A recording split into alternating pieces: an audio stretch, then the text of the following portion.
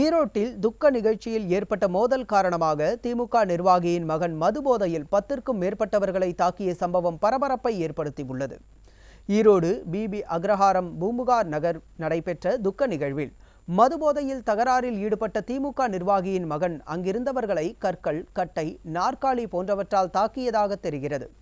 அப்போது தடுக்கச் சென்ற அதிமுக தொண்டர் அப்துல் ரகுமான், 2 பெண்கள் உள்ளிட்ட 10 பேரை திமுக நிர்வாகியின் மகன் கத்தியால் தாக்கியதில் காயமடைந்தனர். இதனையடுத்து அவர்கள் மருத்துவமனையில் சிகிச்சைக்காக அனுமதிக்கப்பட்டனர். புகாரின் பேரில் போலீசார் விசாரணையில் அரிசி வியாபாரி காஜா மைதீன் என்பதும் திமுக மகளிரணி நிர்வாகி சாதனாவின் மகன் என்பதும் தெரியவந்தது. விடியா ஆட்சியில் திமுகவினர் அராஜகத்தில் ஈடுபட்டு வருவது தொடர்கதையாகி வருவதாக மக்கள் குற்றம் சாட்டுகின்றனர். திமுக பிரமுகர் சாதனா அவங்களுடைய பையன் பேர் காஜா மைதீனுங்க. அவர் அப்பப்போ தண்ணி போட்டு இந்த மாதிரியெல்லாம் சில பிரச்சனைகள்லாம் பண்ணுவாருங்க. இன்றைக்கி அங்கே ஒரு சின்ன ஒரு விசேஷம் நடந்துட்டு இறந்தவனுடைய சாங்கம் நடந்துட்டு இருந்ததுங்க. அதில் அவர் தண்ணி போட்டு குடிப்பதில் அவர் தள்ளுன்னு சொன்னதுக்காக பசங்களெல்லாம் அடித்து எல்லாம் கத்தியில் கிழிச்சிருக்கிறாப்பிங்க. 2 பெண்கள் அடிச்சிருக்காருங்க.